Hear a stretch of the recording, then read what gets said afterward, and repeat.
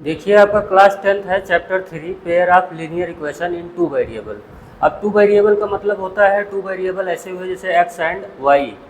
तो आपको अच्छा लीनियर इक्वेशन है तो लीनियर इक्वेशन का मतलब होता है कि जो वेरिएबल्स है उसकी जो पावर है डिग्री वो 1 होनी चाहिए, तभी बोला जाएगा लीनियर इक्वेशन। अब यहाँ पे देखिए आपको पहला इक्वेशन आपको लिखा हुआ है स्टैंडर्ड फॉर्मेट में a1x plus b1y plus c1 equal to 0। और सेकंड वाला इक्वेशन है आपका a2x, ये इक्वेशन नंबर फर्स्ट है और आपका ये इक्वेशन नंबर सेकंड है। और ये a2x plus b2y plus c2 equal to 0, तो ये आपकी सेकंड इक्वेशन है। अब पेयर ऑफ लीनियर इक्वेशन है आपका, इसका आपको लीनियर इक्वेशन में आपके पास 3 टाइप्स की लाइन हो सकती है। पहला वाला कंडीशन देखिए, केस फर्स्ट है आपका इफ, देखिए यहाँ पे x का कोफिशिएंट a1 है, यहाँ पे x का कोफिशिएंट a2 है, तो if a1 by a2 is equal to हुआ b1 by b2, a1 by a2 not equal to b1 by b2, तब इसका मतलब होगा कि इसमें आपको मिलेगा यूनिक सोल्यूशन। यूनिक सोल्यूशन का मतलब हुआ बस इसके अलावा और कुछ होगा नहीं। यूनिक है तो मतलब उसका कोई मैच नहीं है, यूनिक सोल्यूशन। और यूनिक सोल्यूशन का मतलब होता है इंटरसेक्टिंग लाइन, मतलब दो लाइनें हैं, लाइन नंबर 1 और ये line number 2 at any point ये इंटरसेक्ट करेंगे। किसी भी पॉइंट पे दो लाइन जो है आपकी इंटरसेक्ट करेगी। अगर इंटरसेक्ट कर रही है तो L1 L2 टू लाइन्स है, both are intersecting at point I. तो जब आई आएगा तो यहाँ पे आएगा आपका यूनिक सोल्यूशन। कब होगा यूनिक सोल्यूशन? जब both lines are intersecting at one point. और इसका कंडीशन कैसे जानेंगे?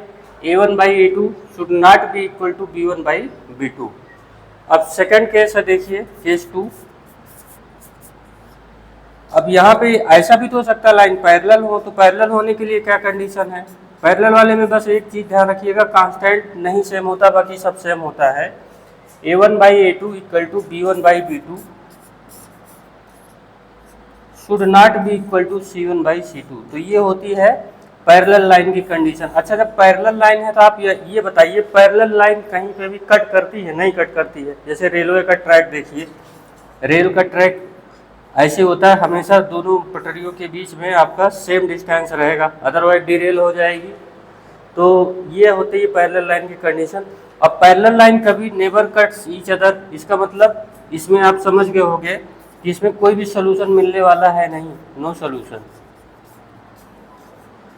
तो whenever we have to find the parallel line condition, तो this is the parallel line condition, a1 by a2 equal to b1 by b2 should not be equal to c1 by c2।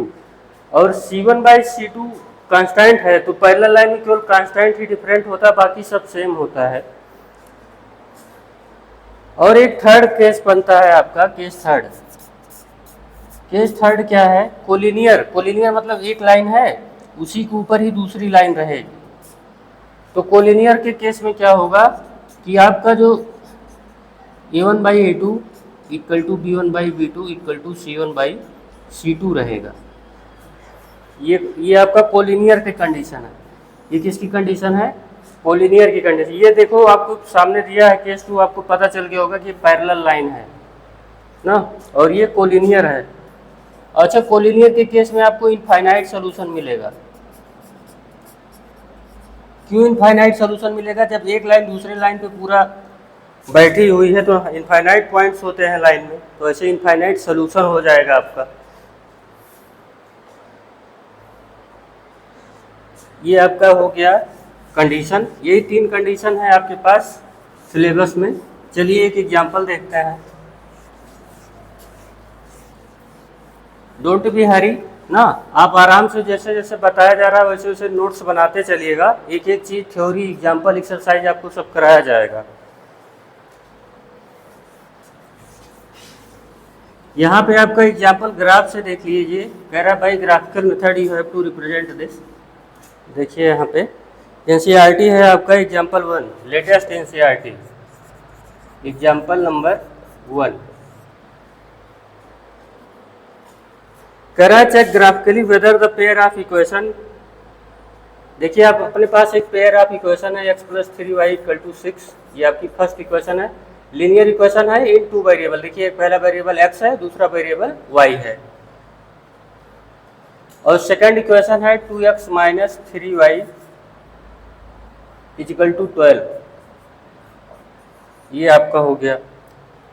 तो इसे graphically check करना है आपको कि ये consistent है। Consistent मतलब एक नया वर्ड लेके आया है, कंसिस्टेंट मतलब ये दोनों इक्वेशन में जो सॉल्व करने पे पता चला तो कंसिस्टेंट है। तो देखिए इस वर्ड को पकड़िए, कंसिस्टेंट का इतना मतलब होता है कंसिस्ट। क्या हुआ? कंसिस्ट। क्या कंसिस्ट हुआ? सॉल्यूशन। समझ मिला कि मतलब इसके पास कोई सॉल्यूशन है तो कंसिस्टेंट बोला जाएगा। अगर कोई सॉल्यूशन नहीं है, नो सॉल्यूशन अगर होगा तो क्या बोलेंगे? इनकंसिस्टेंट। एक नया इसका लैंग्वेज है ये। नो सॉल्यूशन का मतलब बोलेंगे क्या? इनकंसिस्टेंट। अब देखिए अभी जब कंडीशन बताएगी तो सॉल्यूशन कहाँ कहाँ आया था। पैरेलल लाइन के केस में कोई सॉल्यूशन नहीं मिलता, तो ये लाइन सॉल्यूशन कहाँ कहाँ मिलेगा आपको? या तो यूनिक लाइन हो, वो सॉरी इंटरसेक्टिंग लाइन हो, और कोलिनियर लाइन हो, तो दोनों में सॉल्यूशन मिलेगा। कोलिनियर में इनफाइनाइट सॉल्यूशन मिल जाता है, और जो है इंटरसेक्टिंग लाइन में यूनिक सॉल्यूशन, वन सॉल्यूशन मिलता है। बात कोई भी हो मगर है तो सॉल्यूशन, चाहे एक ही सॉल्यूशन क्यों ना हो। अगर सॉल्यूशन है चाहे एक हो चाहे इनफाइनाइट हो, तब उसे बोलेंगे कंसिस्टेंट।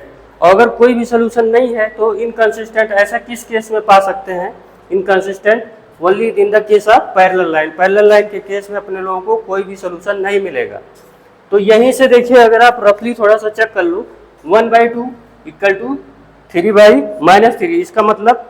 इसका मतलब हुआ कि a1/a2 not equal to b1/b2। इसका मतलब क्या हुआ कि यूनिक सोल्यूशन होगा a1/a2 should not be equal to b1/b2। अगर आप रफली चेक कर लीजिए यहाँ पे, क्योंकि इसका आपको ग्राफ से बनाना है तो यहाँ से ऐसे भी चेक कर सकते हैं। x इक्वल टू हुआ 6 माइनस 3y, ये एक पॉइंट है। तो यहाँ पे इसका टेबल बना लीजिए ऐसे, यहाँ y कर दिया, यहाँ x। अगर y को 0 पुट करोगे तो x क्या मिलेगा? 6। और x को अगर y को अगर आप 2 पुट करोगे तो x क्या मिलेगा? 0। ठीक है, ये आपका पहला लाइन का आपका टेबल है। सेकंड लाइन का टेबल देख लीजिए, 2x minus 3y equal to 12 है। तो यहाँ से आप टेबल जब बनाइएगा तो 2x equal to, either you can transfer this side, x को चाहो ट्रांसफर कर लो, चाहे y को, जैसा भी आपको सूटेबल लगे। तो 12 प्लस 3y।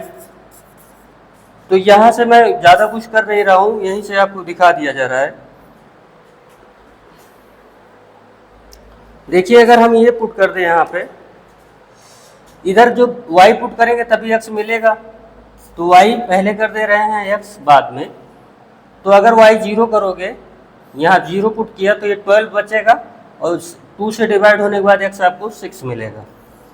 ठीक है, और आगे चलिए, अगर हम y को 1 पुट कर दें, देखिए अगर 1 पुट करेंगे तो 15 बन जाएगा, वो फ्रैक्शन आएगा, वो अच्छा नहीं है। 2 पुट कर दीजिए, y इक्वल टू 2 पुट करोगे तो ये 6 बनेगा। 12 प्लस 6 18, और डिवाइड बाई 2 हो गया तो 9। तो मतलब अपने लोग क्या कर रहे हैं, y की वैल्यू 2 पुट कर रहे हैं, तो ये क्या हो जाएगा? 3 2 6 प्लस 12 18 डिवाइड बाई 2 मतलब 9। तो आपको पता है लाइन कैसे बनती है? By joining 2 point.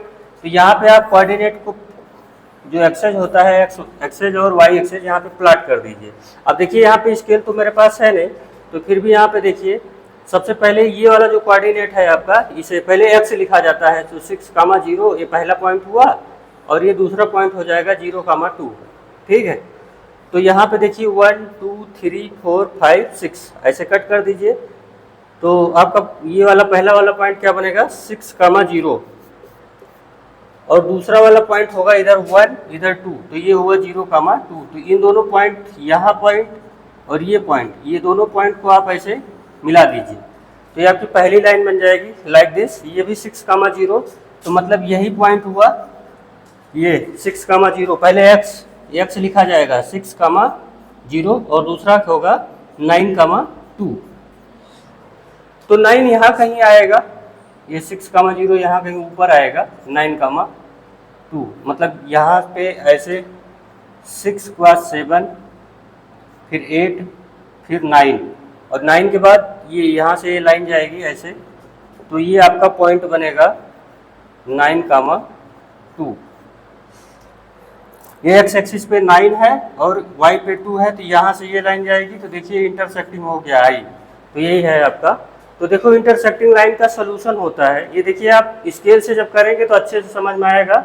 ये तो आपको आया 6.6,0 ये बन गया, और 0,2 यहाँ पे बन गया। आपको पता है वाई एक्सिस पे एक्स 0 होता है, एक्स एक्सिस पे वाई 0 होता है। आई थिंक ये प्लॉटिंग आपको आती है, क्लास 10th वाले हैं आप। और ये 0, ये आपका 6,0, तो वो तो देखो कॉमन पॉइंट मिल गया। और 9,2 मतलब एक्स पे 9 चले हैं, वाई एक्सिस पे 2, तो यहाँ से लाइन ड्रा हुई, तो देखो इंटरसेक्शन पॉइंट आपका मिला है 6,0, तो मतलब वही सोल्यूशन होगा, x = 6 y = 0। देखो यहाँ सेटिस्फाई कर गया, ठीक है। तो इसे आप नोट कर लीजिए। ऐसे ही बाकी का अगर आप बना लीजिएगा, काफ़ी कुछ क्लियर हो गया होगा कंसिस्टेंट और इनकंसिस्टेंट से।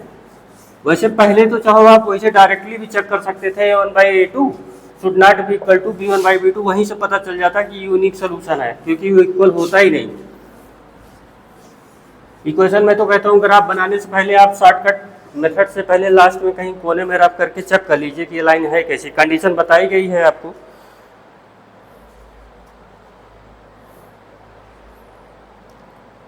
अब आप एक्सरसाइज जो है 3.1 कीजिएगा, एक्सरसाइज 3.1। ऐसे ही सेकंड ग्राफ भी आप प्लॉट कर लीजिएगा, बहुत सिंपल है। एक ही पैटर्न का क्वेश्चन लगाने का कोई मतलब होता नहीं है, सेम टाइप है, आप कर लीजिएगा। अब हम आपको एक्सरसाइज 3.1 आपको कल कराएंगे, एक्सरसाइज 3.1 आप कीजिएगा। अगर नहीं आएगा तो कोई बात नहीं, तब हम आगे क्वेश्चन आपको कराएंगे।